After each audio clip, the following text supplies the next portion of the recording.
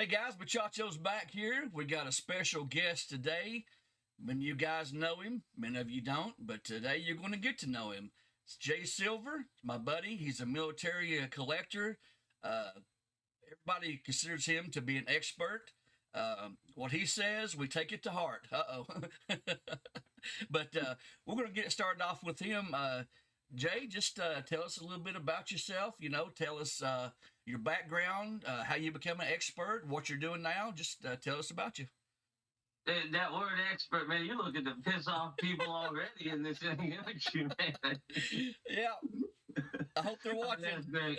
No, I've been collecting for a lot of years, man. I want to say about 15 years. Seriously though, serious collecting. I've been about 10 years. Okay. Yeah, seriously getting into it. I'd pick up things here and there, but before I really got focused into what I wanted to do, most of it was related to just something I would think is interesting and learning stuff more than actually acquiring stuff. But so you started out much like every other collector. You just seen something you thought was cool. You bought it. Yeah, it's a cool story. I'm gonna tell you the story real quick if y'all don't mind. But yeah, when I was a kid, I was in a band, and you know how kids do. They're raunchy, and I wanted an iron cross, a real one, to wear on my neck on stage. Shock value, all that stuff. Right. I thought it'd be pretty cool. And this was really, the internet was around, but it sure as hell wasn't around for folks, trailer park kids. So there really wasn't anywhere to get from, So you kind of had to go around the antique stores in your area and stuff like that if you didn't know nobody. Mm-hmm. So I went around to a couple of antique stores and they didn't have any, but one of the ladies knew this fella in my hometown where I grew up, Jacksonville. And his name was Uncle Davey Civil War Shop. Mm-hmm. And he obviously dealt in Civil War shit. It wasn't a World War II. He kept all his World War II German stuff in like one little Riker mount, and because he didn't want to mess with it and stuff. But he did. He had an Iron Cross in there in the Riker mount. And I asked him how much it was. He wanted to sell the whole Riker mount at once. And there was like 11 things in there, something like that. And he wanted $300 for it. I was thinking like $40 for an Iron Cross. So $300 was a little high for me, so I put him on layaway. And every couple of days I'd go in, I'd rake leaves or whatever. I had a little job working in a local bowling alley on the weekends. I'd make a couple bucks and take it up there and put it towards layaway and stuff like that. But in the meantime, I'd go up there, and every time I'd go up there and put a little bit of money down on it, I would look at the stuff in this case, and it gradually went from this desire for shock value to an appreciation of the craftsmanship of what was in the case and truly the artistry that went into producing a lot of the awards. And then when I learned more about the awards themselves, the criteria necessary to earn them became something I really became fascinated with.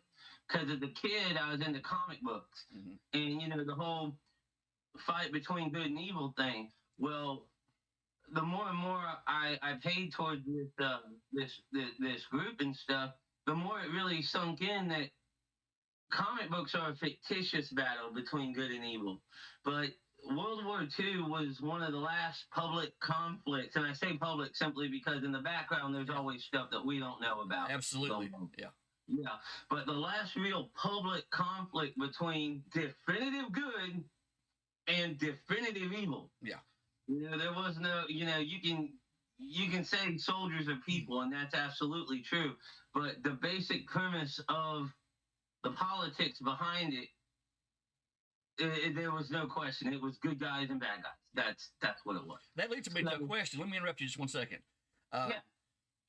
Most people think that if you collect this Third Reich memorabilia, that you yourself are a Nazi and you subscribe to the values the Nazi had, which is completely not true. In your case, you began because you appreciated the quality of it, the shock value, whatever. But you're not a Nazi.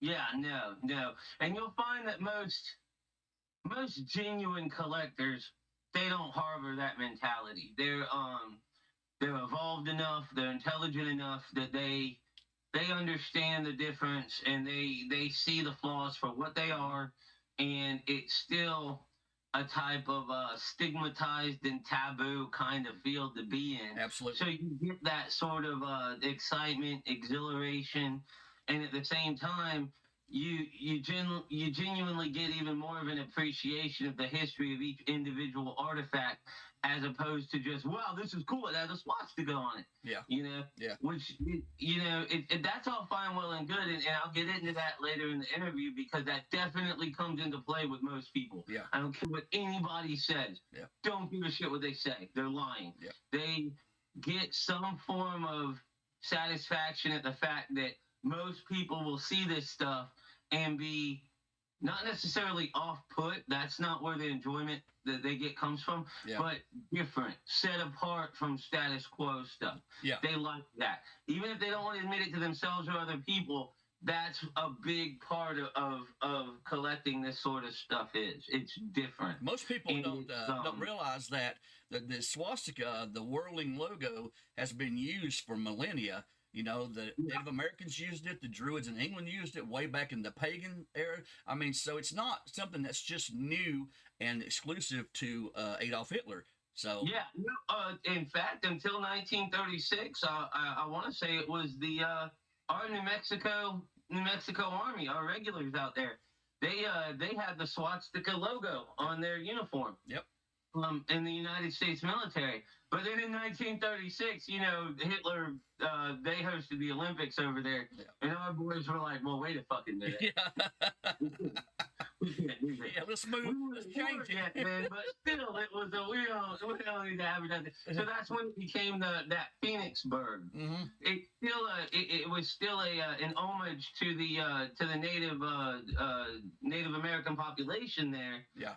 With that, like I said, that little that southwestern looking bird. Yeah. That is their logo now. That just replaced the swastika, right. But they kept the yellow and red color scheme. Right. They just changed it from the swaz to the bird. But you're absolutely right. Yeah, the swastika didn't start out as this horrible, evil thing. But now, because of that stigma attached to it, a lot of stuff gets very popular very quick. Yeah.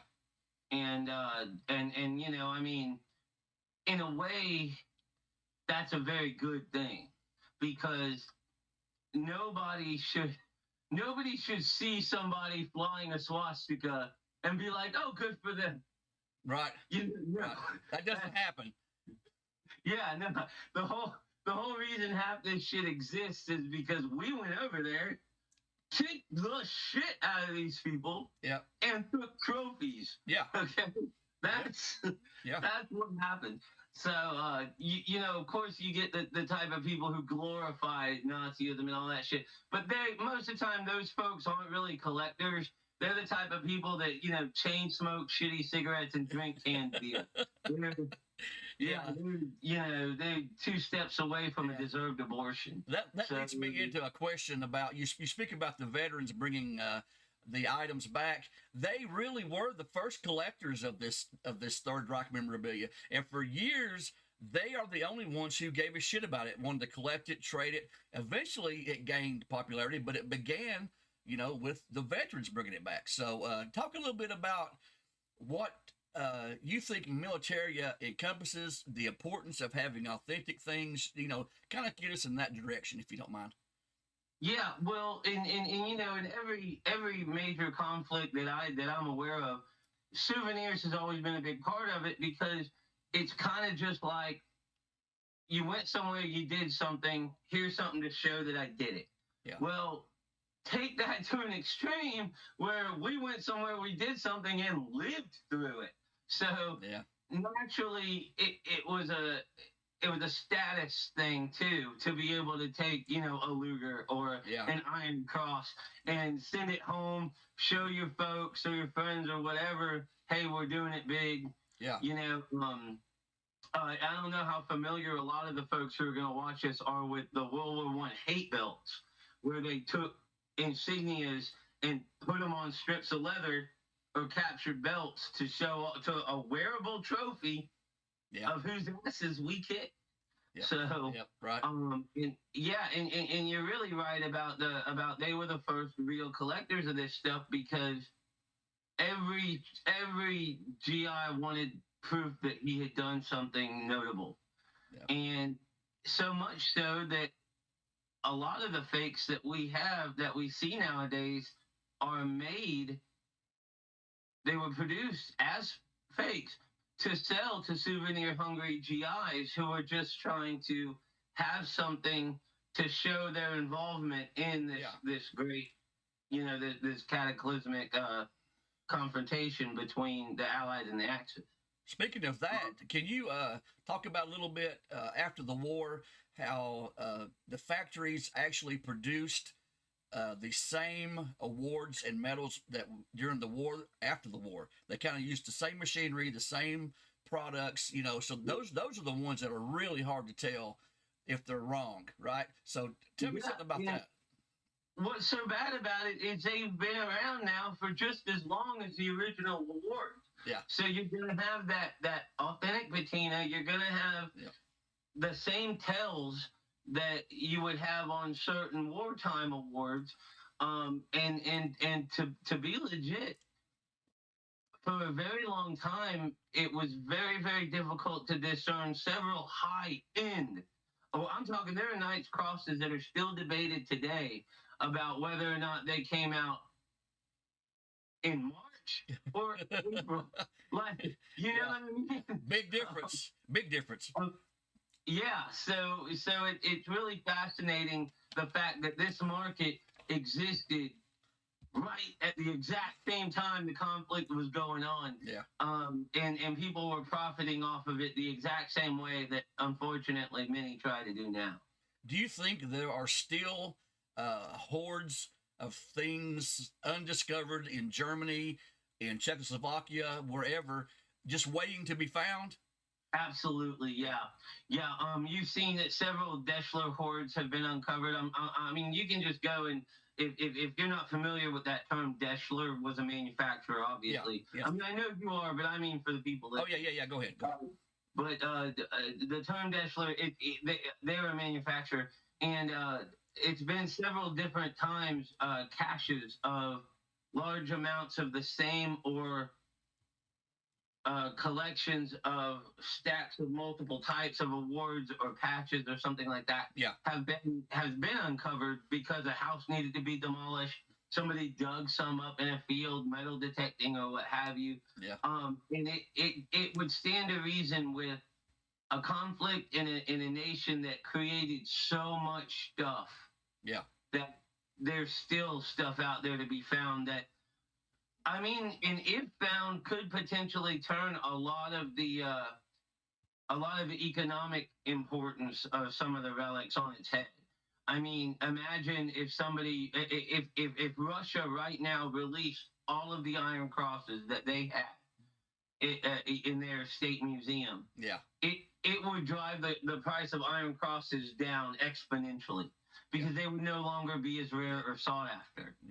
Certain makers, obviously, I'm not going to get into that, but there's definitely hordes out there waiting to be found inside a wall, crawl space, under the floorboards, wherever. So supply and demand would take effect, and the supply goes up, demand goes down, price goes down, basically. So it's a double-edged sword. It's great to find those things, but it's not good for the economy of the market. So, it's both ways. But let me ask you a question.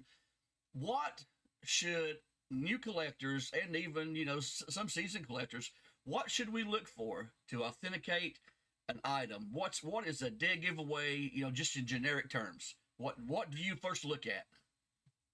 Okay, the first thing I look at is, generally speaking,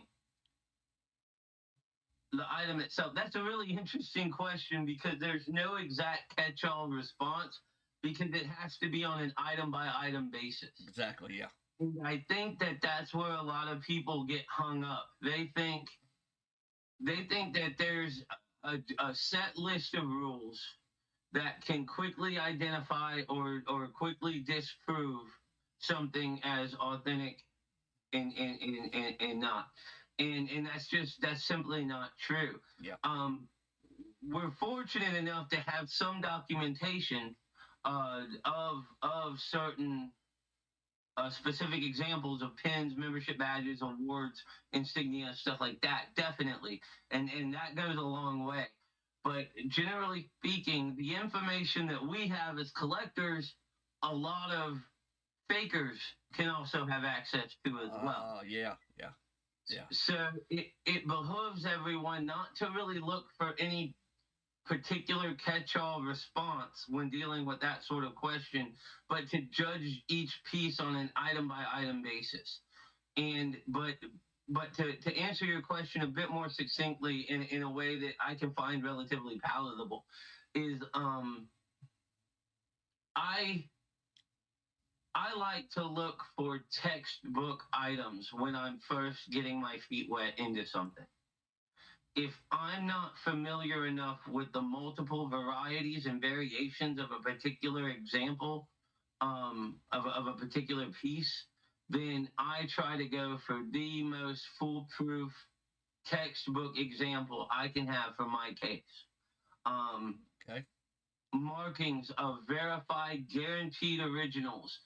I like to make sure that they're exactly the same way. They're struck the same way. The edges of the numbers on the back of badges have to match the exact way for me to take a gamble on whether or not that particular piece is authentic. Because, and we're going to touch on this later, because you can trust somebody implicitly. Every single person is fallible. Oh, yeah. There is no one authority on collecting this sort of shit. There isn't. And to think there is will lead you down a very disappointing path in your collecting endeavor. Yeah, we've seen that recently as well. Even some of the top collectors and dealers were fooled by the champagne decal scam. You know, even the god, Kelly Hicks, was fooled. Yeah. And that, I mean, you know, that doesn't happen. So. And I'm not going to lie, there's still some people around who think that was by design. Maybe. And it was maybe. So, allegedly. It seems fucked up, but it's definitely a possibility, and it showed you just how easy it could be if somebody wanted to do something like that. Right. Because he fooled everybody. Yeah. Intentionally or not. Yeah. Everybody got taken with that shit. And some folks got taken in the 5-digit amounts. So there's a you're talking $20,000 a helmet, buddy. That shit better be legit. There's another YouTube channel, Military Review. He actually had an interview with Kelly Hicks, and Kelly said that from his own mouth that he genuinely was fooled by the decal. So we'll give him benefit of the doubt, you know. So, what about provenance? How much does provenance play a part in authenticating? Well, provenance is it only plays as much importance as faith as you have in the person you're getting it from. Obviously, a first generation, and I'm talking first generation, like you go to the vet's house, which now there ain't many of them around no more. Yeah. So this is quickly becoming a thing of the past. Going to the vet's house, getting it from him, and then authenticating each piece. Because as you well know, fakes end up in veteran collections all the time. Oh, yeah, absolutely, all the time. Yeah, somebody will give them something. They'll see something at a flea market or a truck sale, as they call it overseas. Yeah. And they'll pick it up as just like a memory of whatever may have happened, whatever, family members give it to them, whatever. Then you end up with shit that's definitively not real in a very authentic collection. Yeah. Now, I ain't going to spend any more time on that because, again, that's a thing of the past. That's the thing that most collectors nowadays cannot do. Secondhand from the family, that's a little more common. But, again, that's quickly being phased out.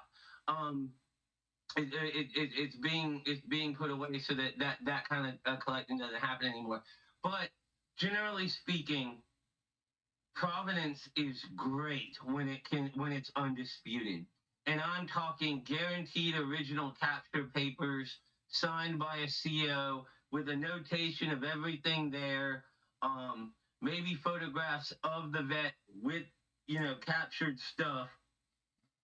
That's foolproof provenance. You cannot argue that. Yeah. And I think that goes a long, long way, both economically and historically important, significantly, rather, excuse me, significantly, to really hammer home the fact that this particular item was there, and it saw what it saw where it did. Right. And that's why things with that type of unquestionable provenance, it commands more money. It's very in demand. Yeah. Everyone wants that sort of thing because you can't argue with it. And it does have a backstory because, let's face it, most people who collect this shit collect history. Yeah. And there's no denying the type of history that goes into that sort of documented provenance. Yeah, those are great to find. That's ironclad provenance, as they like to call it. Yeah. What can we do? Most people probably won't have access to scientific instruments to measure a microscope, things like that. What can we do scientifically to look at a piece?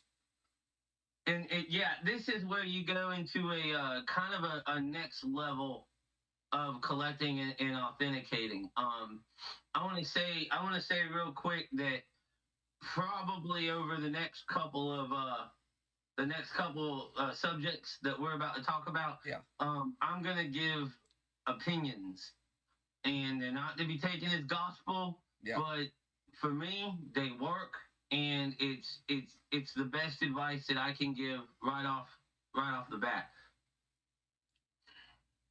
If you are unfamiliar with things, do not fool yourself into thinking that you have the capacity to fully authenticate everything you come across. You simply don't. Nobody does. That's why there's specific folks that find their niche avenue in collecting and they go with it. Because most folks, like you said, don't have access to microscopes or metal allergy machines and things like that. Right. But there are some general rule of thumb things, catch-alls, that while aren't 100% foolproof, can help you in a pinch decide, I'm going to gamble my money on that or I'm not. Okay. Of course, the black light. Yeah. You hear lots of people say the black light is foolproof, and if it glows, it definitely was made after 1945. And nope. Sorry, let me back up. A black light test, if you carry around a little black light with you, you shine it on some fabric. If it was made after 1945 with modernized detergents, it'll fluoresce, it'll illuminate very, very powerfully. And then if it was made before that, it won't. Well, that's not always true. Yeah. Number one, anything made out of pure cotton isn't going to fluoresce very much at all, especially if it was made in an old style and hasn't been washed modernly.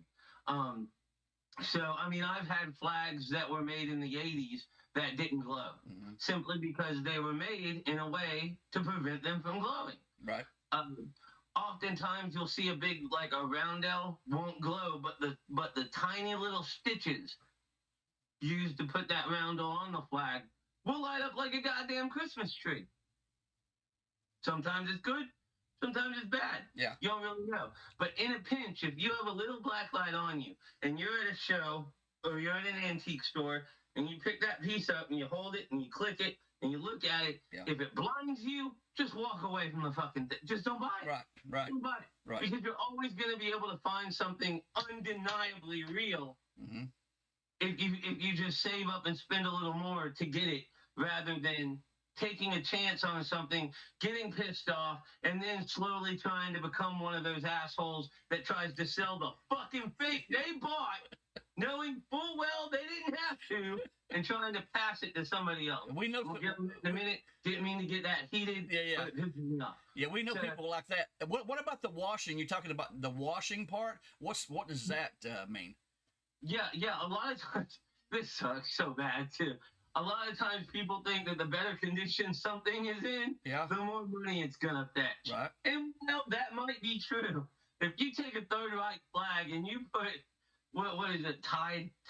Okay, I don't use Tide. I use Arm & Hammer. Yeah. But if you put in the washing machine, you put Tide in it, that bitch is gonna glow when you pull it out. Really? It's just good. The detergents will create a fluorescent effect that can be seen, at least stain-wise, on the article in question. Wow. Yeah, and then obviously if something's made a little bit more modern, the fabrics are going to be washed and treated before they're even cut and made into something, so you get that fluorescent effect also. Okay. So, but having a black light is a very, very cool way to keep it on you all the time. They even make keychain ones. Yeah. To be able to instantaneously say, no, I'm not buying this. And they're cheap. I've seen them on Amazon for just a few dollars. They're cheap. They're not a big expense. Yeah, $6 to get $6, stuff. dude. So, and this is real quick, if I can, I want to segue here too. Sure. Do not piss away the idea that investing in authentication is bad. Okay? Say you have an Iron Cross, you really want to buy the Iron Cross, but it's $125. I would rather see people spend $6 here and wait to get this than get this and then find out when they do have $6 that the ribbon on it is fake. You see what I'm saying? I see. Yep.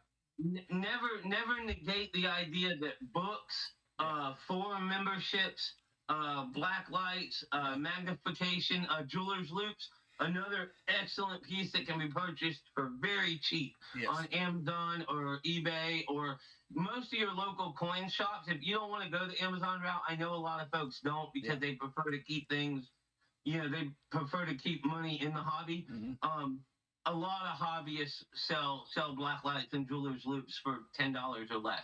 And I cannot stress enough how important those sorts of small, cost-efficient pieces are in saving you hundreds of dollars starting out. Every time I go to a show, I have a little kit that I take with me. It has a black light in it, a loop of 2 different powers. I have an acid testing kit for gold. I mean, I take everything with me that I know. And you mentioned books.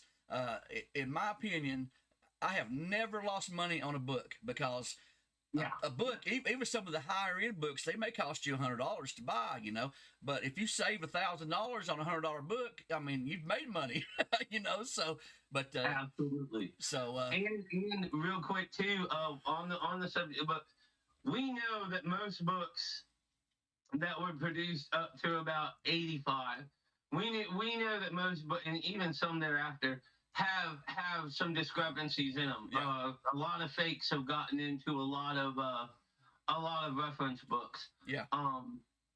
So that also plays a hand in it. Again, that goes back to what I was saying earlier. No one person knows everything. Mm-hmm. So it's just an extra tool, a quick reference at your disposal to be able to strike when that iron's hot, so to speak, in the wild.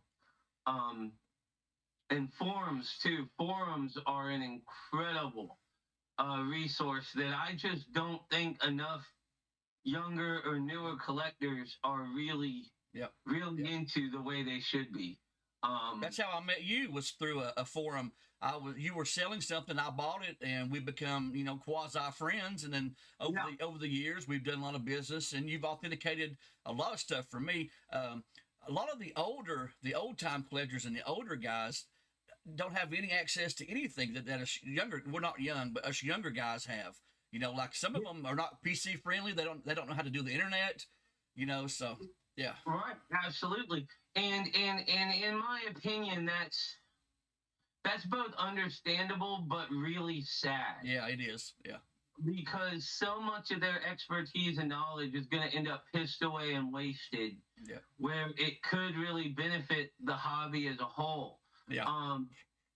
And that there's actually a fella not too terribly long ago. He didn't have a Facebook account.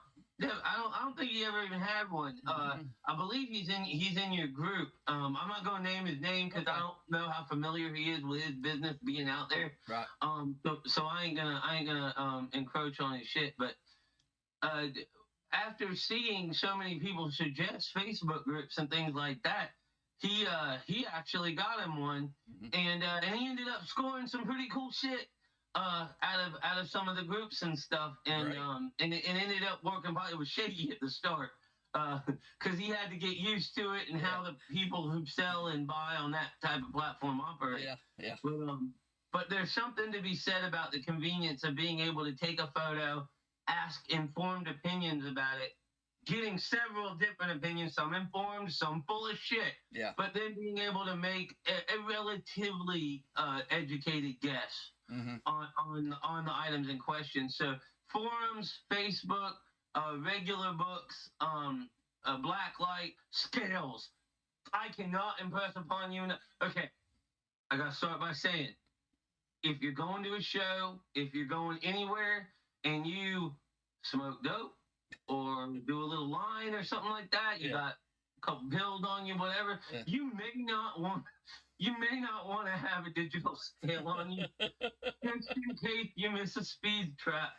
Yeah. And you get pulled over. Right. But if you're on the straight and narrow, right, and it's in your little toolkit like you got, generally speaking, it's not going to be bad. Right. But you would be surprised the amount of times weighing something has helped me determine whether or not something is good or bad. Makes sense. Yeah. Okay. Talking about Facebook and buying and selling, what has been positive about having all these groups that you can buy from? What are the negatives? It opens up the market to a lot of people who normally wouldn't have access to buy these things. But then you've also got to wait around. Is this a real piece? I mean, you're looking at a picture. If you don't have anyone to ask, you just have to take an educated guess. What do you think about that? Well, and this, I like that. I like the way you laid that out, and that's a very cool facet of the hobby nowadays. I was not in this. I wasn't even born in the fucking 70s. So back then, from what I gather, there was a tight knit group of high class collectors, and they were big into it, and they did their thing, and it was great and wonderful. But they still couldn't speak day to day like we can now. Yeah. One of the greatest things I think about social media in our hobby is the fact that you can share your passion for this stuff with people in a way that you simply couldn't before. And it's so wonderful to be able to just share stuff with people and help people and get help by people in a capacity that before would have to take days, sometimes weeks, or waiting for the next expo to be able to talk to someone. And it's really, really cool to be able to see what, how some of the guys got their, and gals, got their stuff displayed or whatever. And at the same time, it's really, really cool to be able to, like I said before, get a relative notion about authenticity that you can springboard from and determining that opinion for yourself. Yeah. Obviously, like with every facet of humanity, with social interaction comes people that are less desirable and aspects of them that are less desirable. You get people who are having a bad day and they want to shit on somebody, or you get folks that are just generally unhappy, and that works itself into how they interact with folks online and things like that. You get straight scam artists who are pieces of shit that come on and they try and sell to unsuspecting people, or people that want to deal quickly but don't have the patience to do their due diligence. But overall, I think Facebook, social media, and stuff like that is one of the best tools, both for authenticating stuff and for camaraderie. Yeah. When it comes to stuff like this, a lot of my friends, I mean, they've become friends, man. Live in places where there isn't another fucking person for miles, let alone a group of collectors that they can talk to about it. You know, You can log into Facebook and you're instantly around 500 like-minded people who you can talk about anything that you want to, and don't have to fear repercussions or people thinking you're creepy or you're Nazi Right. or whatever. So, you talk about the people who are scam artists. Unfortunately, you and I both have ran into a bunch of them. We know a lot of them. A lot of people talk about, at the shows, you've got your general cast of characters. Walter Kanzler has been discussed, at length. Everybody's heard Walter. Make me choke, bro. Everybody's heard Walter Kanzler's name. Ponytail motherfucker. Yeah, we all know what he's about. So, caveat emptor with him for sure. But now online, we've especially recently. Incidentally, I will give any person an Iron Cross who cuts off his ponytail and mails it to me. You go up to him and show it real quick. You can put on a mask. Just run in there, snip, and run out. Mail it to me. I got you covered. For legal purposes, he's only joking. But here recently, on some of the forums, we've had, one or two individuals who are consistently selling things that are questionable, over and over and over. And these people aren't being disciplined. They're not being banned from the groups. Why is that? Okay. This needs to be said. Yeah. There are, just like in all walks of life, there are as many ways to collect as there are people in this earth. And there are ways to sell that are on the up and up, full of integrity. There are guys that offer unquestionable return policies. Yeah. That cannot be stressed enough, the importance of that, because, and I wanted to touch on this. I actually wrote this down because I wanted to talk to you about this. Okay. I'm going to get into bad-mouthing assholes in a minute, but there's a really, really important thing that I think young collectors and even collectors who are older, but they kind of nervous. There's one guy on one of the Discord. I think it's your Discord, which it took me forever to learn how to use that shit. But I'm glad I did, because I met some really good people on there. Yeah. But there's one fella who I talked to about it just recently when I brought it up on there. Was he bought something that he later found out was fake, but he was too scared and nervous to approach the seller and say, hey, I'd like a refund or whatever. I think if a lot of people did the no questions asked return policy within a set time, I'm talking 7 days, I'm not talking 8 years later. Right. Even like, oh, well, you told me that this is fake. Yeah. That's unrealistic and it's stupid, and I'll get into that in a minute too. Yeah. But I think if there's a return policy in place, most genuine sellers who have integrity they won't even ask you why. Yeah. They shouldn't even ask you why. Yeah. If you're willing to pay money to return the item to them for a refund, you shouldn't have to you shouldn't have to put the ball in their court to make them feel uncomfortable to get out of a situation that you potentially put yourself in. Yeah. A lot of that can be avoided by sellers doing their due diligence before listing shit. Yeah. But a lot of that can also be avoided by buyers doing their due diligence to have shit checked out. But I think that a lot of people get scammed and fucked over because they're afraid to come back to a person and say, listen, I want to return this. They shouldn't even have to say why they're uncomfortable. Right. Okay? No questions asked. Because they're afraid that A, you're going to think less of them. They're afraid that B, you might not sell to them anymore. And they're afraid C, that their name might get thrown under a bus somewhere that could have repercussions later on down the line. Right. Anybody that does any of those three things is a straight asshole. and not somebody you want to be dealing with anyway. Do you think the majority of the burden lies on the seller or the buyer to make sure that an item is authentic?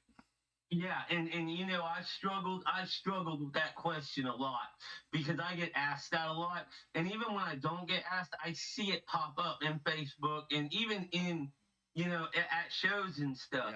Yeah. I believe that if you put something up for sale, you're not just selling an item, you're selling your name. Yeah. And in our hobby, as well as most aspects of life, integrity is extremely important, and a man is only as good as his name allows him to be. Yep. Whitman, the dagger fella, Whitman, smart as hell guy. Guy's got amazing shit. Shit most of us would ever even dream of being able to see, let alone own. Yeah. Fucking guy lists this party badge with a coffin bat pin on the back. Guaranteed a fake. It's guaranteed to be a fake piece of shit. This is elementary school #1, starting right out the gate, learning your shit. That dude should pay all of us $1 for having to put up with seeing that listing. I'm kidding, obviously, but well, I know. I don't know what happened there. Well, what it is and I kind of understand it where big guys like that come from because they deal in so much volume that the individual care that goes into small, lower end pieces is lost on them. Yeah. And I think that really says a lot about how mentalities change the longer you've been collecting. Yeah. I know that when I first started out, anything, any little tinny, any piece of paper, any little ID book was so incredible. Yeah. And mystifying, and I wanted to learn everything about it, and it was so impressive and so exquisitely cool. But now I see the same tinnies I've seen year after year after year, and although I still appreciate them for relics of history in the past, they no longer hold that type of captivation for me that they used to. Yeah. So obviously, a guy like Whitman or Billy Kramer is another guy. Fucking the guy's stuff is phenomenal. We can only dream to hold half the shit that he sells on a regular basis. But these guys have lost that passion for the smaller end stuff because they deal in the smaller end stuff so often. Yeah. It's like fishing, you know, where, you know, eventually you're like, okay, well, I've caught about as many 2-pound fish as I care to catch. Yeah. Let's catch some bigger shit. Right. You know, it's still fun to catch. Yeah. But you want something better. You just don't care about it. And a bad thing about that is most of the new collectors coming into the market, they want something cheap. They want that tinny. They want that $100, party bag. For them it's so cool. It still holds so much, just imagination attached to it, and the fact that it was actually there, and it's just, I get both sides of it, and that's why it sucks so much because there's no cut and dry there. But at the end of the day, Whitman could not have not known what he was doing there. Yeah. If he genuinely gave a shit there. Yeah. He didn't. Yeah. For whatever reason, that got away from him. And it's not just him that does it. Griffin had one on his website not too terribly long ago. The Dog-Faced Soldier, several fakes on that website. Epic Artifacts had several. The most recent one was a Hitler Youth honor badge. And these are big names in the fucking hobby. And I just have to ask myself, how truly persecuted would a no-name asshole be? Yeah. If he tried to pawn that same shit off for the same prices that they're asking, compared to these guys who sit at the cool kids table in the hobby. You know what I'm saying? Because they're such a big name, they might get a pass every now and then for doing these things. But if it was you or I mean, that would be the end of us. That's it. And I think that that's bullshit. I think I think people need to understand that everybody is capable of making mistakes. Yeah. It's how you go about Yeah. your conduct after making the mistakes is what dictates whether or not you should still be allowed to have a place in this hobby. Your integrity, the return policy, how you react to the customer who's unhappy, the whole process there. You know, and some of these guys. Or how you react to somebody pointing out your shit is bad. Say thank you. I was unaware of that. I appreciate. I'm not saying somebody just saying it's bad and not having any evidence to back that up. Yeah. I'm saying when presented with the fucking typewriter, you know what I'm talking about. Everybody knows what the fuck I'm talking about with that goddamn typewriter. Yeah. There is no reason on God's green earth why the situation shouldn't have been handled differently. It should have been like, you know what? I apologize. I didn't realize that. I'll do better next time. Yeah. All that had to be done and the situation would have been dropped like that. But because this particular seller, you know who he is. Oh, yeah. Chris, because this particular seller has such amazing shit and has such an amazing following in history, he got out of that situation without ever giving in my opinion, justifiable comeuppance. Yeah. To the collecting community. He got a pass. He said, "I'm sorry, somebody almost got screwed out of $2,000. That was my fault. I'll do better next time. Thank you for pointing it out, and feel free to point it out in the future." Yeah. A lot of people have the egos. Their egos won't allow them to do that. They have this huge ego where everybody loves them, looks up to them. They have the best stuff. And if you try to correct them on something, it strikes their ego and they don't like it. Yeah, or it's just they've got other shit going on at the time and they don't feel like it's important enough to, to waste their time apologizing for or whatever. Yeah. Well, that's all fine, well, and good, but I guarantee you, if that fella went to a dealership and had his car worked on and they forgot to put an oil filter on there, and he got halfway out that parking lot and his shit exploded. Yeah.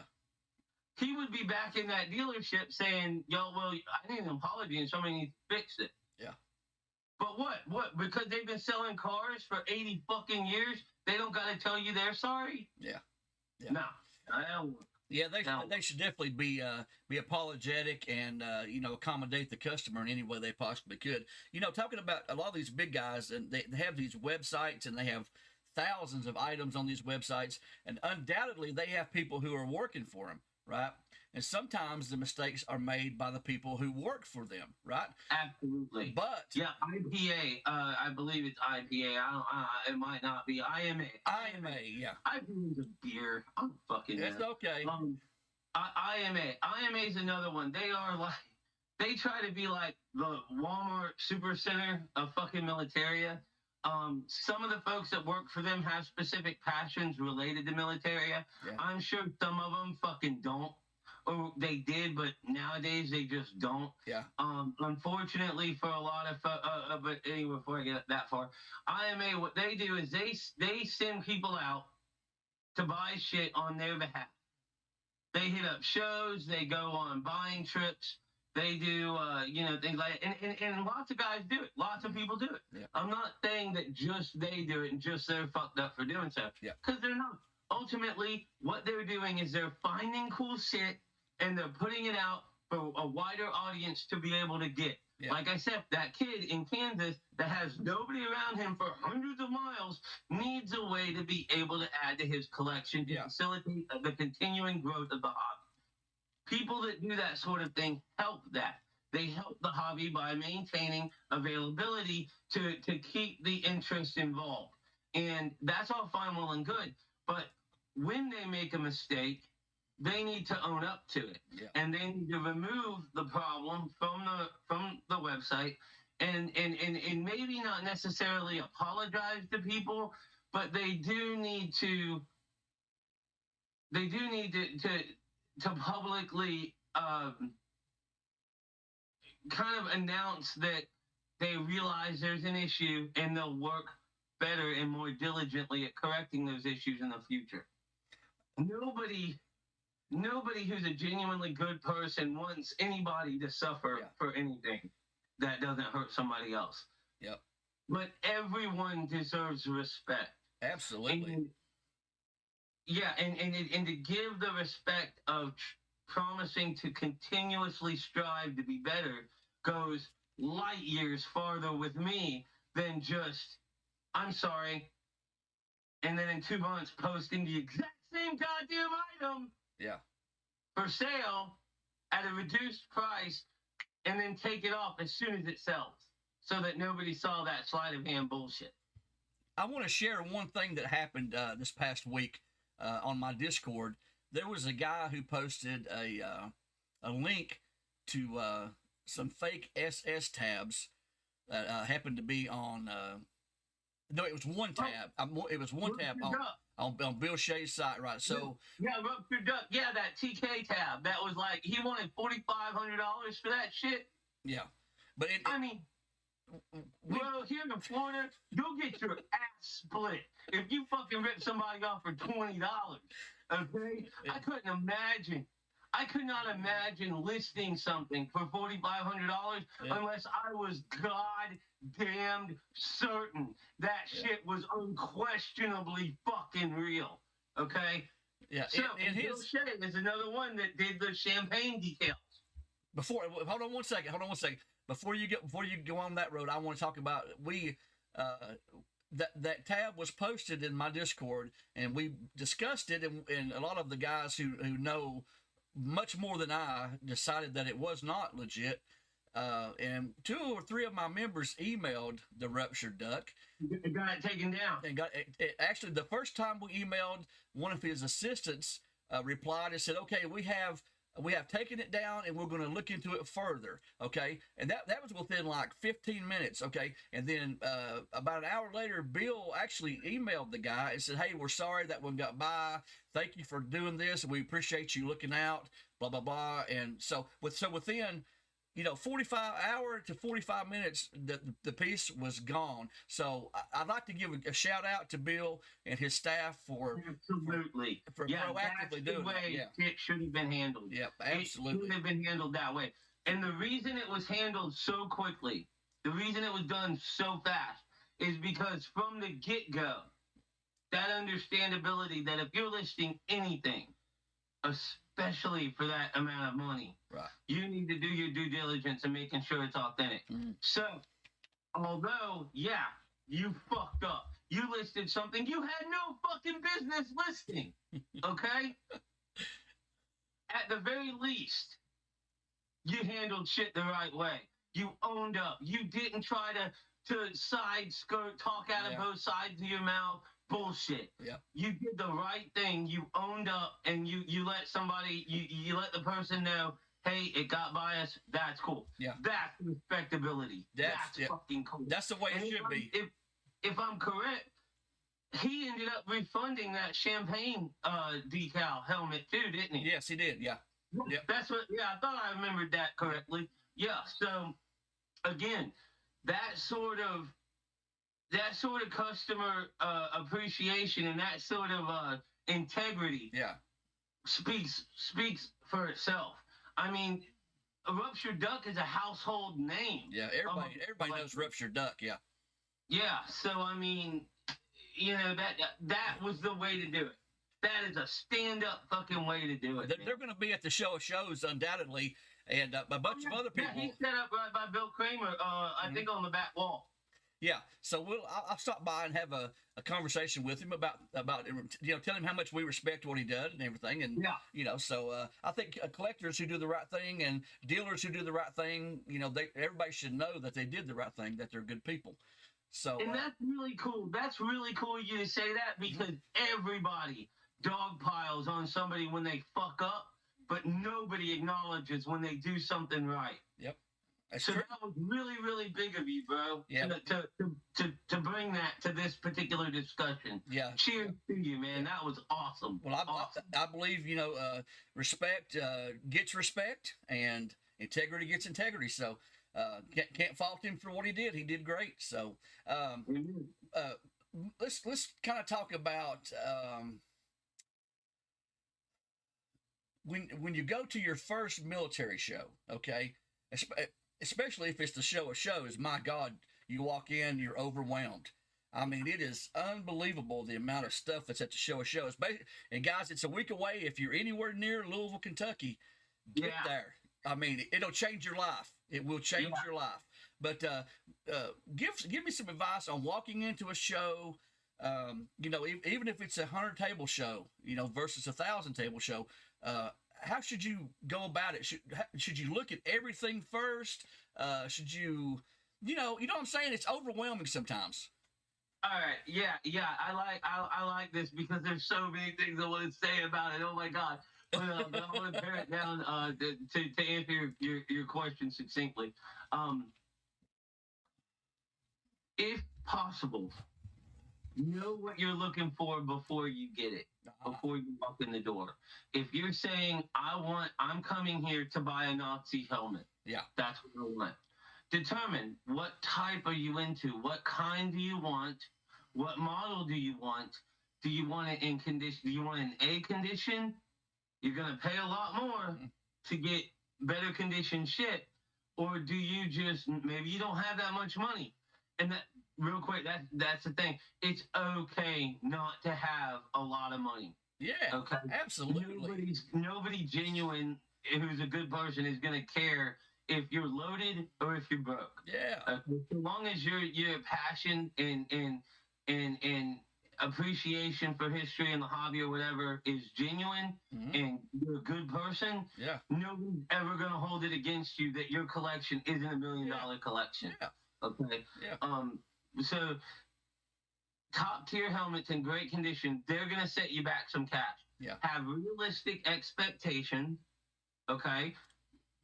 Do you know that you gotta have a little bit more money to get a top level helmet? That is it okay if it's a relic condition helmet so long as it's real and it was there? Yeah. Know how much you're willing to spend, what you've got to work with, and then start trying to research the particular item that you want. Do you want an M35? Do you want an M40, an M42? Do you want the liner to match the date model of the helmet? Do you want it to be a CK helmet? Would you rather it be an ET helmet? What size maybe do you want?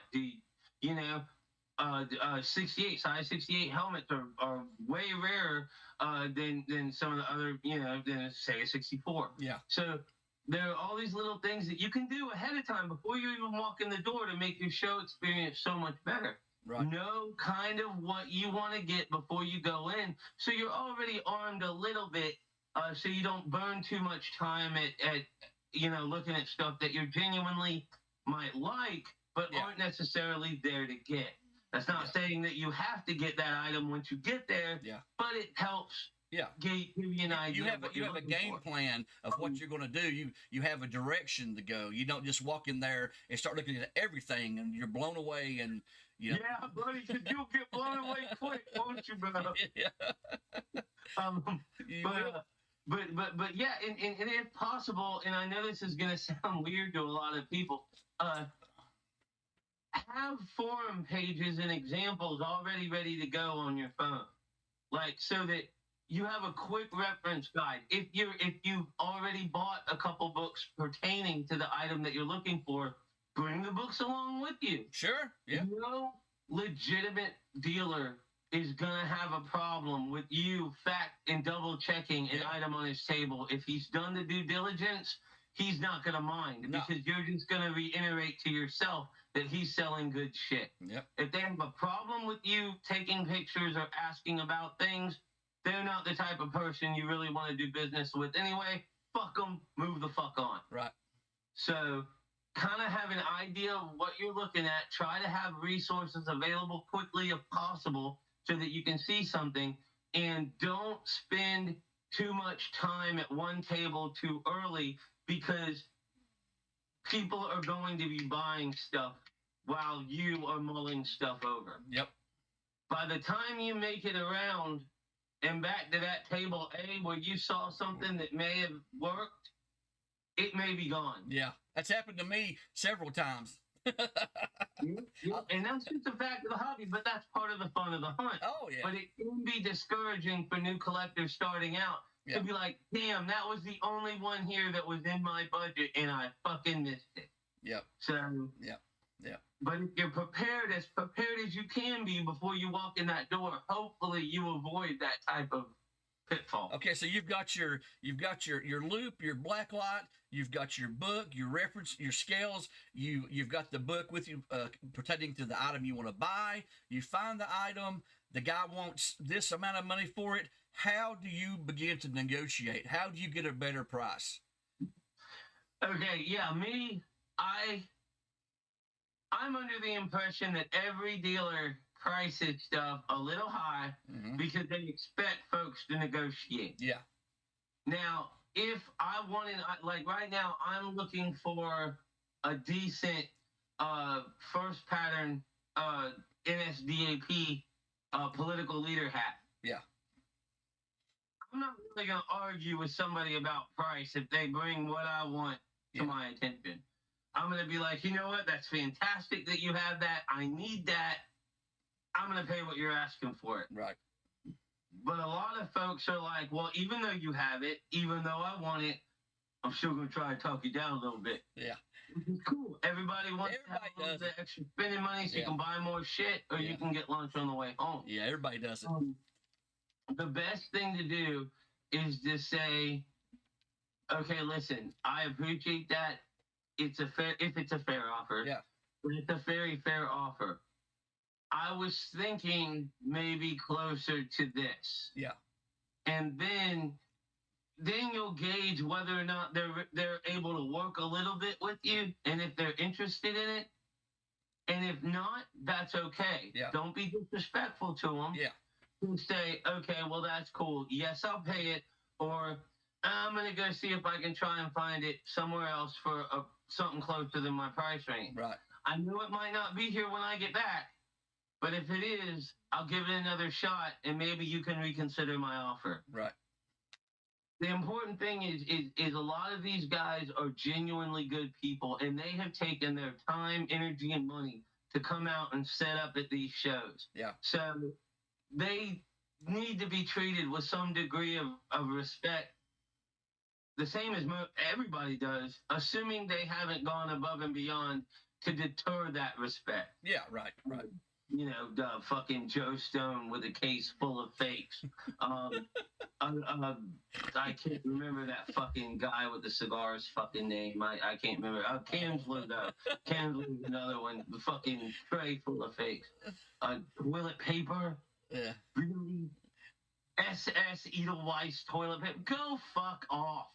Well, they had to wipe their ass, man. They don't deserve any respect. They had to wipe their ass. Yeah, well, yeah, I mean, I'm saying. Anyway, but be respectful. If you're respectful to people, they will treat you better and they will give you more respect back. I agree. And this warrants saying too. You hear the expression, you get more flies with honey than you do with vinegar. Yeah. Don't be respectful just to get a break in price. Be respectful because that's the right way to be. In life. Yeah. Yeah. You know, like if you're an asshole, fix that about yourself.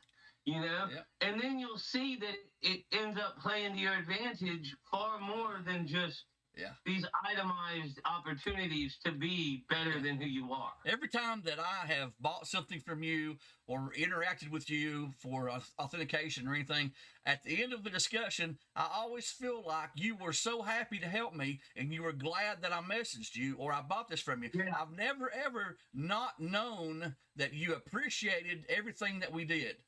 Yeah, I absolutely love it when you, especially because you're awesome. I like hanging out with you even digitally. Yeah. But yeah, I really like it when people ask stuff because that there's three reasons. Number one, that shows a willingness to learn. It shows that you're not like walled off and conceited that, oh, I know everything. Fuck everybody else's opinion. Right. That's a shitty way to be. So it shows a willingness to learn. It shows reaching out in community. It shows that that building of trust in the hobby that needs to be a focal point more of advancing the hobby the way it's going to the next generation. And ultimately is it gives me a reason to talk shop. Which you thoroughly enjoy. Because there's only so many times my wife can hear about this shit. Yeah. Okay? There's only so much she can. She don't give a fuck. She don't give a fuck. Okay? So Oh man. you know, it's just and that's what it is. But it's really, really cool anytime you reach out. And you know what I've noticed too is I've noticed that you don't take offense or think less of anybody when they aren't comfortable enough with their knowledge in something that they tell you that. There's been several times you've reached out to me, and I'm genuine when it comes to shit. I'm honest about shit. Yeah. Sometimes to a fucking fault. Where I'll be like, bro, I don't know. Yeah. I don't know what it is. Yeah. I don't want to lie to you and tell you something and then have that come back and make you look like an asshole. Yeah. So I'll be real quick to tell you when I don't know something or if I'm unsure about something. Yep. You don't hold that against me. No. You're like, okay, cool. Moving right along. Well, number one, I didn't know either, so I'm asking you, and you don't know. How the hell could I look down on you? And secondly, you tried to help me. You're not obliged to help me. You just did it on your own free will. So God bless you for trying to help me. I mean, I don't know everything. You don't know everything. Nobody knows everything. Right. So, and that I think is something that gets lost in translation when it comes to Facebook. I think a lot of that gets put by the wayside. Is so many people so often they don't give a shit about the history of something. Yeah. They don't give a shit about what it is. They just want to know, is it real? And can I make money off of it? Yep.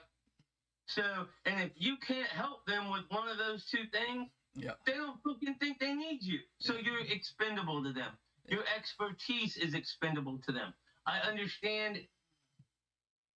Actually, I can't even say I understand it because it's such bullshit to just want to make money off something. That's so fucked. I started out as a Civil War dealer. That's where I got my start. I was on the banks of the Holston River near our house. And I was metal detecting, and I found my first 3-ringer Civil War bullet. There was a skirmish there back in the Civil War, and as soon as I found that, I was like, holy shit, you can find this stuff? So I instantly become a relic hunter, right? I was on the fields, the banks of the river, everywhere looking for shit, right? I found quite a bit of stuff. In Tennessee? Tennessee, yep, Upper East Tennessee. That's so cool, man. Yep. That's so fucking cool. Yeah, and it lit the fire in my ass, and I started detecting and finding things, and I eventually become a dealer. And I made the right connections, was able to buy things. But in the in the Civil War community, fakes are exponential, just like in the Third Reich and World War II hobbies. The old timers in the Civil War area, they did not like to educate the newer dealers because they thought if they educated the newer dealers, they would miss out on a buy or a sale, or somehow it would cost them money. How gross is that gatekeeping bullshit? Hey, it happens. To this day, it still happens. Yeah, isn't that the most disgusting shit you've ever fucking heard of? Yeah, it's awful. God. It's awful. And those guys, some of these forums that you go to, you'll ask a question on the forum, and the first response you get is 3 or 4 guys. Google's your best friend. Why didn't you Google it? Well, what the fuck is the purpose of this forum if I have to Google everything? I mean, it's good to Google some things and try to get an idea, but if you can't figure it out, where do you go then? To the forum. Yeah. And this stands to reason too is and you'll notice if you ever search, like, say you want something for sale, say you want a smoke troop shoulder board to complete a uniform you're working on or whatever. Well, you're gonna see 18 sponsored fucking pages from assholes who paid money to put their metal listing over the shoulder board search you're trying to do. Yeah. Okay? Google isn't always your best friend. Nope. Because Google is chock full of the same lying pieces of shit that are at all these fucking shows. Yep. Okay? So how about you take a minute with your informed opinion, you help me out or point me in a decent direction, and then we can work on establishing whether or not we should continue to know each other. Yeah. Otherwise, you're a fucking prick. Yeah. Just you don't know what the fuck I'm asking you. Right. And talking about forum assholes, that's not exclusive to just members. There, some of the guys that run some of these forums are egotistical, and they will not take any challenge to their authority. They're infallible, blah blah blah. And there's a couple of groups that me and you both belong to and that we're active in. Several questionable and outright fantasy things are being sold. And if you don't report those to the moderator or the admin, nothing ever gets done. Okay? Yeah. I have complained openly about this. I think that the moderators and the admins, as soon as they see something that they question, why would you not just take it down, talk to the seller, have somebody else check it out, shoot you an email. You wouldn't care to give your opinion, but they verbally and on the internet attacked me, said I was wrong, blah blah blah. It's the seller's responsibility, and you need to message us. We have no responsibility. Blah. I mean, it's just bullshit, total bullshit. Yeah, and I'm gonna go on a little bit of a tangent, a little bit of tirade, if you don't mind about that. Because you can never base your opinion on somebody on just one or two interactions. Yeah. Okay. There's a good friend of mine. He's a wonderful person. He's one of the nicest, most knowledgeable people I've ever met in my life. But a couple weeks ago, he was a real dick to these two new collecting kids. He was an asshole to them. Yeah. Well, his wife died 2 weeks ago. 3 weeks ago. Yeah. Before this, his wife died. Yeah. They started coming to him with an attitude while he was boxing up her fucking wedding dress. Yeah. You know what I'm saying? So obviously he is not going to be in the right mindset to be handling this type of situation. Okay, that's an extreme example. Yeah. I'm not saying that that's going on all the time. Yeah. But I'm saying that at any given time, people go through shit. This isn't our lot. I mean, the hobby is great. I love it. I spend more time doing this and fishing than I do anything else. Yeah. So it is a big part of my life, but it is not all of my life. Yeah. If you ask me if something's real and I am out on my kayak fishing, you are going to wait until I am at home and drunk to deal with your question. Yeah. And that's not to say anything bad towards you. That's not to have an attitude or whatever. But I do not eat, live, shit, and breathe nasty shit. Okay. Right. The moderators and admins of these groups. I was an admin for all of 3 months, and they asked me to be an admin for this page that it had like 30,000 people on it. There were scam people trying to get in, people bitching that this price is too high. People complain, this guy talked bad to me, so you need to ban him. Shut the fuck up. Right. Okay? The only job an administrator or a moderator should do is to take care of problems as they arise. Okay. Okay? So if you bring something to one of theirs attention and you find out that it's been nothing's being done about it over several days, even hours, when it's obviously fucked up, then I feel like it should be okay to comment on the listing. Yeah. This might have issues with it. Yeah. I think that open discussion should be allowed and encouraged in groups that sell stuff. I agree. Because, and I'll tell you why. Because as we established earlier in our conversation just now, nobody is infallible. Yep. You cannot put an admin list together. I mean, fuck, one of the greatest website groups on Facebook has Blaine Anthony as a fucking moderator, administrator, on his website right now. Oh, my Lord. There's a Hitler Youth Flag Bearers patch. He's not infallible. He's not perfect. Okay? So to say that these admins and moderators are perfect enough to weed through everything that's posted is a flawed mentality. Oh. But you should be allowed then, if we know they're able to be wrong, we should be able to have discussions under items in real time as to the authenticity of these items. Because ultimately, unless you're buried with your shit, ultimately everything you see somebody buy will one day be available for resale. Yeah. And Yeah. if you discourage complete and total discussion, you discourage the possibility, or you encourage the possibility that a fake can be resold to somebody else unsuspectingly. That makes sense. I see what you're saying. Most moderators and admins don't have time to monitor everything that goes on. My question specifically was about this certain person that we both know of that had been selling, numerous things back to back to back that were questionable, and he was still allowed to do it. That was my what pissed me off about the whole thing is they still told me that I had to report it every time. I mean, if somebody's doing this, wouldn't you think, well, maybe we should keep just a little bit of an eye on this guy, or even make a post approval where you have to approve the post before it goes up. Real quick, post approval will get the entire page and the moderator and administration pages banned. Really? Yeah. Because what that tells Facebook is that you approved this post, so you saw it was bad. So because we had to take this down, we have to take your page down too now. I see.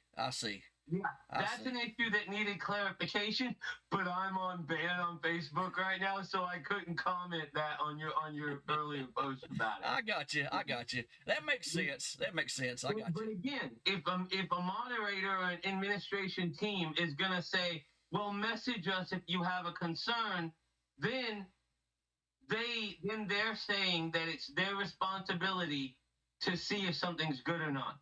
If they don't want the responsibility of stuff being good or bad falling on their shoulders, they need to encourage discussion. Okay? And here's my thing. Say you have a listing in this group right here, and this is for sale, and people are putting a bid on it, people are making offers on it, whatever. You say, you're not allowed to say something's good or bad or voice concerns about it over here. But you're perfectly allowed to take screenshots of this item and put it on this forum over here to discuss it. Now, there are some people bidding here, new collectors, technologically disadvantaged people, what the fuck ever, who might not know about this forum and the discussion going on. Isn't that not fair to the people making the making the bids and shit? Because the information is here, it should also be allowed to be over here. Okay. If the discussion is happening anywhere, it should happen where people are fucking losing money. And most of the time, the people who are a member of that group are also a member of the group you just posted in for authentication. No shit. What does it matter then? What's the difference? You're making a choice. You're making a choice not to let that information be available in an avenue it sure as shit should be available. Yeah. Right? I agree. Absolutely. I agree. Pisses me off to no end. I agree. If you're going to absolve yourself from any potential wrongdoing, then you need to make sure that wrongdoing can be justifiably identified and annihilated in the proper setting where it belongs. And that proper setting is where the item is being sold. That's the best way to prevent. I don't care if it causes people to leave your fucking group. Yeah. You know what? I would rather have 100 sales not happen than let one fucked up item get sold to an unsuspecting collector. Exactly. That's exactly the way I feel. Exactly. Yeah. So we're on the same page there. I do respect the admins and the moderators. I don't know, maybe. Oh yeah, it's a thankless fucking job. They're incredible. They are fucking incredible. Yeah. To keep all that shit together and have to deal with all the whiny bullshit douchebags that are on these fucking groups. Yeah. They're saints, every last one of them. It's just, I guess my passion and my desire to save, these young guys coming into our hobby, try to save them from getting burnt. I mean, I'm really passionate about it, and sometimes I just let that passion take over. When it shouldn't. Like you. You have passion, and you understand. And that's okay because your heart's in the right place, and you're not the kind of guy that's above saying, you know what, I didn't realize that. Yeah. That it's a different story than what I thought it was. That's cool. Just like just then with the post approval thing. Yeah. You were like, oh shit, I didn't realize that. Cool. Yeah. That's awesome. Yeah. Everyone should be like that. Yeah. Everyone. Yep.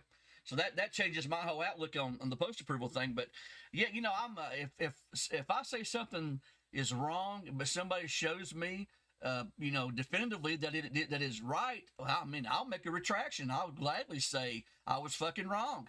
And I'm happy that happens because I learn. I get to learn things. Yeah. So yeah. And again, it's not like, and that's what's so weird to me too, is because it's not like we're collecting Matchbox cars or baseball cards or comic books or what the fuck do people stamps? I guess people still Pokemon. We're dealing with things that occasionally people gave their lives for these beliefs, and they encapsulated so much of who they were and what they stood for. It stands to reason that we conduct our appreciation and conduct in this hobby in a way befitting the respect it deserves in that capacity. Does that make sense? I agree. Yeah. Yes. And it's all fun and games to dogpile on the bad guys, and it's all fun and games to give thumbs up to the good guys. But at the end of the day, I think people really lose sight of the human aspect of what we do and what we collect.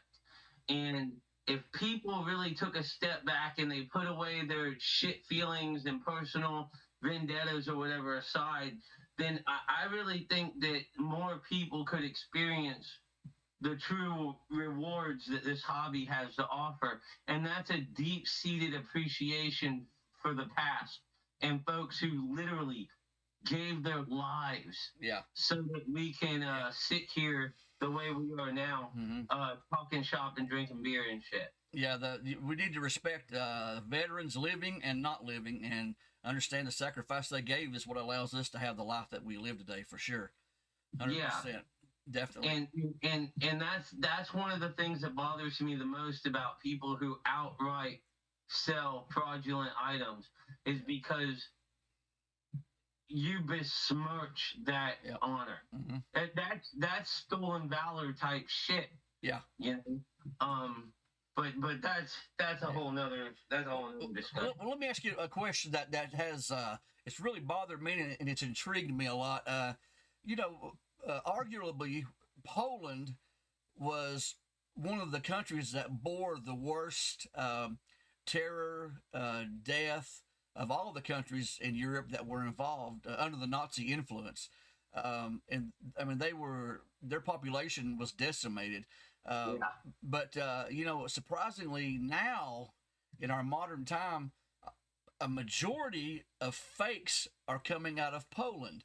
It's overwhelming how much fakery is coming from Poland. It's all Third Reich stuff. Now, it's a conundrum. I don't understand it. Why would they do that? I know it's about the almighty dollar, but damn, it makes no sense to me. I really can't say for sure where a lot of the fakes are coming from. I've heard people talk about Lithuania, of course, the scam artists online from Nigeria, places like China and India have always been famous for reproductions and shit like that. But I imagine a Polish guy sitting in his basement being like, "You fucked up my country, I'll fuck up you." You know what I mean? Like, himself thinking, well, the Nazis fucked me over, so let me try to make some of it back. There's I don't know. I don't. three I don't or really know because yeah, and even today, a lot of youth today don't give two shits about history. Dude. They really yeah, don't. yeah. So I don't think it has the same type of resonating significance to them as it does to us. And at the end of the day, they're doing what they can do to make extra money. About 3 or 4 years ago, I was on eBay and I bought a piece that I thought was legit. Got it, found out it wasn't legit, and then I had received an email from the guy saying, "Hey, you bought this from me on eBay. Would you like to join my email list where I'm, always buying and selling things?" I said, "Sure." So he hooked me up on his email list, and I've been on it for almost 3 years. Okay, the guy every week puts out a list of things for sale, and they are all crap fantasy stuff, and he is in Poland. Okay, that's why I say Poland has a lot of stuff coming out of there. Whether it's made in Poland, I don't know, but he is definitely in Poland. He has, the stuff that I've posted on my Discord, the fake Adolf Hitler plaque. I've got several videos on my channel of Polish fakes. All of those have been offered for sale on his website. On his email list, and he has no idea I'm on it, and I'm going to continue to be on it as long as I can. So that's where you think that somebody knowingly selling fake would be like, okay, I got this guy, I'm going to cut and run. Yeah. No. This dude was like, I wonder how much I can bilk this motherfucker for. Right. That's pretty bad. So, dude. To keep my undercover persona, I didn't return the item I bought from him. That way he wouldn't know that I was on to him. So I just kept it. But then I've started looking at his emails, and it's amazing some of the crap that comes out of his email list. It's amazing. Well, in a way, it's kind of cool that you kept it because now you have an example by which you can actually show and educate other people. Yep. To items like that. I've mentioned before on several Discord. I think one of them was yours. Where if I'm in an antique store or something and I see pieces that are good fakes and they're not overly expensive, I'll go ahead and buy them. Yep. To keep somebody from getting burned. Yeah. I've done that before. The worst thing in our hobby, in my opinion, aside from obviously the shysters, but the worst thing, in my opinion, in our hobby is somebody working real hard to save up money or being excited and going to buy something and having it, and then finding out it's fake. It'll sour them to the entire idea of collecting Third Reich stuff. Yep. It will. At almost every gun show or flea market you go to, if you ask about Third Reich stuff, there'll be at least one person. Most often, there's more than that. But they say, "Oh, I don't deal in German stuff. There's too many fakes out there." Yeah. What that generally means is they got called out for selling fakes because they didn't do their due diligence to find out whether or not they were real, and they don't want a repeat of that disaster happening to them. Yeah. But a lot of times, the flip side of that is you'll talk to kids who are looking at Militaria, and you'll ask them, "Do you collect any German stuff?" And they'll say, "Well, I used to, but I don't really anymore because I bought a badge and it wasn't any good." And that's heartbreaking and it's bullshit. That's one of my main. Somebody's pocket so they can get a couple days worth of coffee. Yeah. They screwed over a potentially rewarding and passionate hobby for somebody who could have gone and made that an avenue that enriched his or her life. That's the whole reason that I started my channel, was to educate the people coming in, because we're all there's a lot of older guys in our hobby, old dealers. Me and you aren't spring chickens anymore. And if you don't have people who come into this hobby to replace us as we pass on or get out of the hobby, it's going to die. And the worst thing you can have is a new guy comes in, gets burnt, says to hell with it, goes to tell his buddies, "Oh my God, be careful, don't do it." I mean, you've lost 5-6 people who could have been in the hobby. So I'm with you 100% on that page. All right, so we're about done. Is there anything in closing that you'd like to say, in summary, or anything that you haven't said that you want to say? Well, all right. I guess my my biggest pet peeve. I'm gonna go on good and bad for a minute. Okay. My biggest pet peeve in the hobby right now is the obvious exploitation of the price of shit. Um, it's really frustrating when you see things that are easily accessible and should be relatively cheap ways for somebody to bolster their case or to get them further down the avenue of what we do. And you see that being sold at a premium by people who genuinely put the dollar ahead of collecting.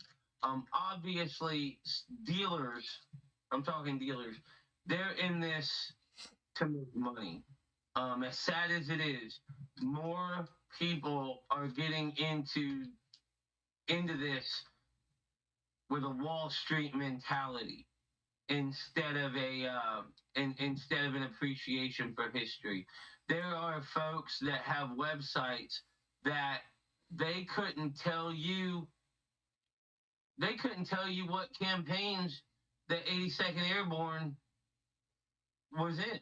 Right. They couldn't tell you anything about the history of World War II outside of the bullet points anybody can get from a Wikipedia page. Yeah. They can't tell you anything more than that. But they'll charge $100 for a $15 penny, or they'll charge $70 for a West Wall medal. Yeah. And that to me should be viewed with the same scrutiny that selling fakes is. But because a lot of these folks sit at the cool kids table, they get a pass for that type of behavior. And I understand free market, whatever, you want to bring your politics into. I don't give a fuck about that. I don't care about 9 out of 10 people's fucking opinions. I don't give a fuck. Yeah. You're going to price future generations out of this hobby that supposedly means so much to you. Yeah. And that's disgusting, and it needs to stop. Facebook flippers are disgusting. The people who are like, oh, I'll give you $100 shipped for it. Oh, I'm sorry. Is that extra $8 for shipping gonna fucking destroy your household bills for this month? No, fuck you. You're gonna take this shit, you're gonna fucking sell it to somebody else for twice, 3 times what you paid me for. Fuck off. Yeah. You know what I mean? Shut the fuck up. Facebook flippers are parasitic. They're parasitic people.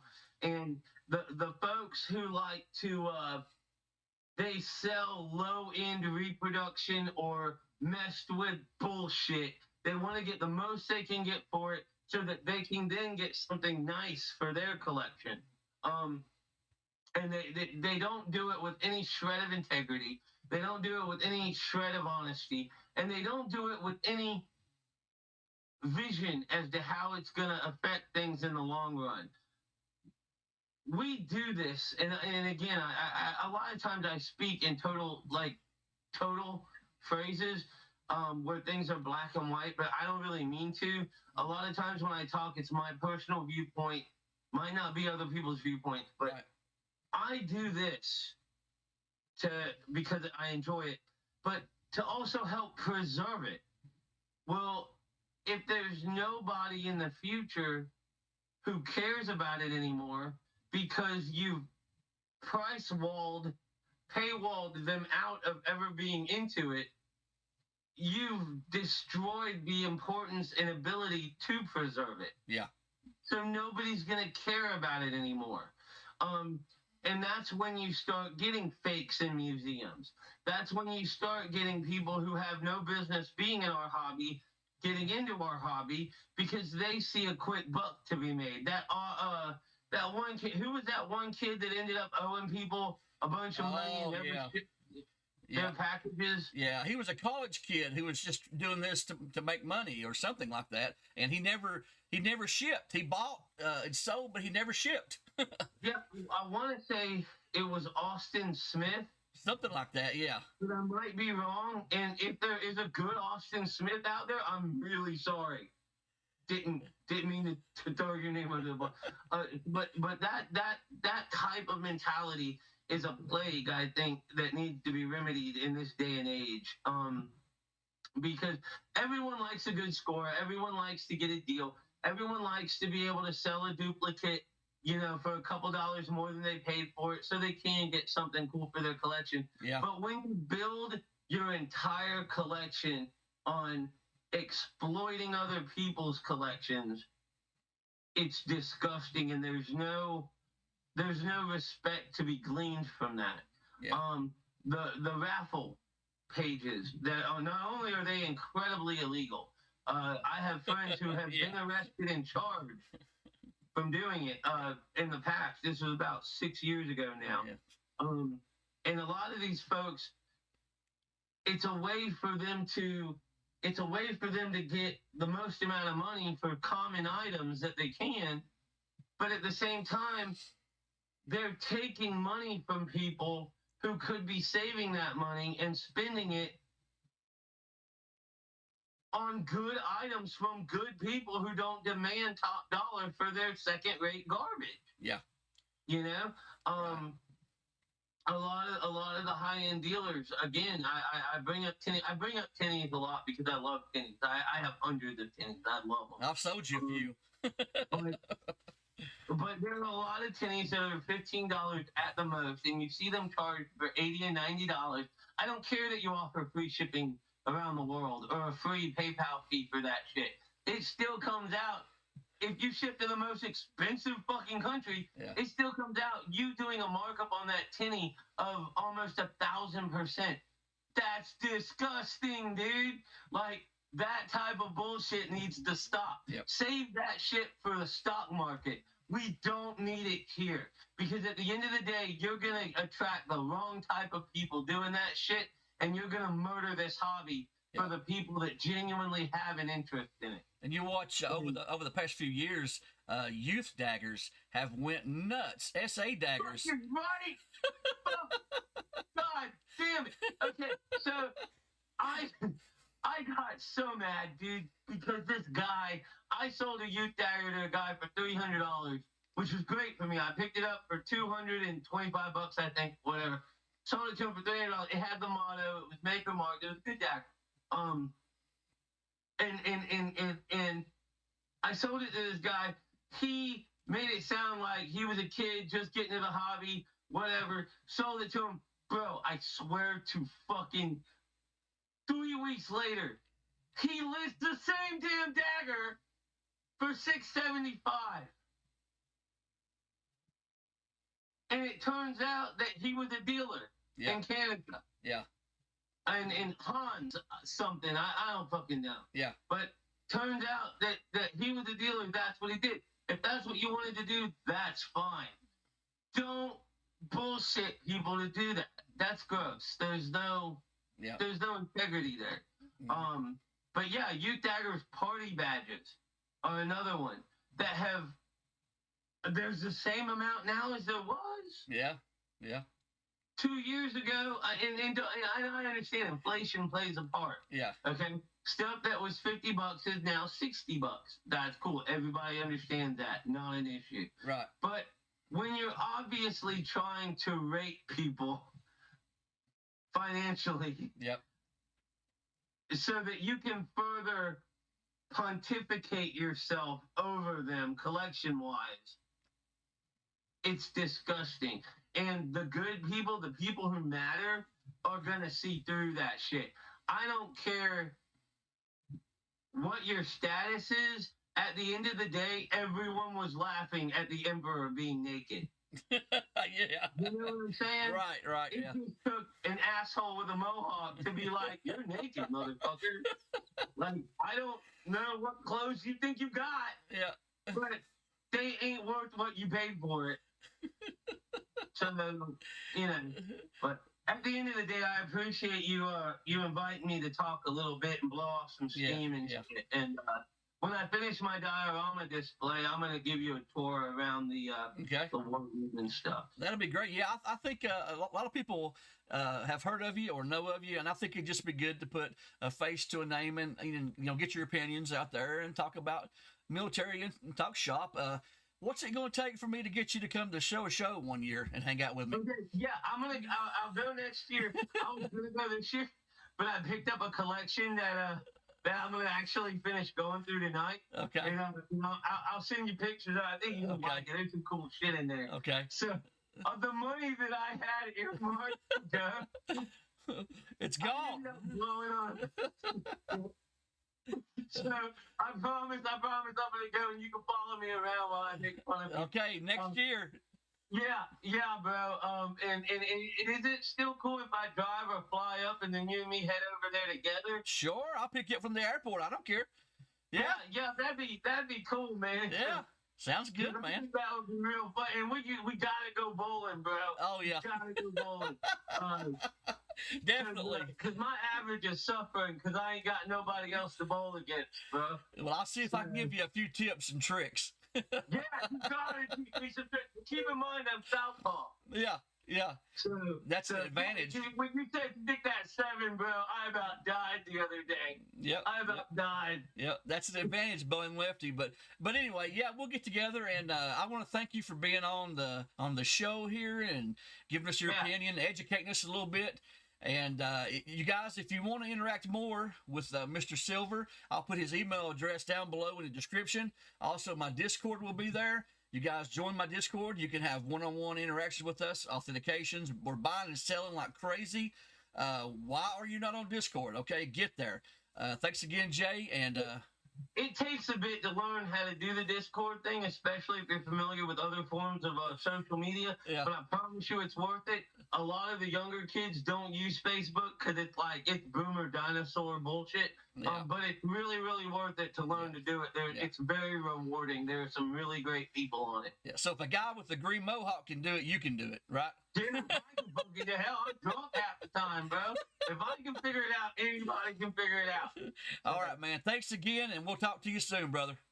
Cheers, man. See you. Bye. Peace.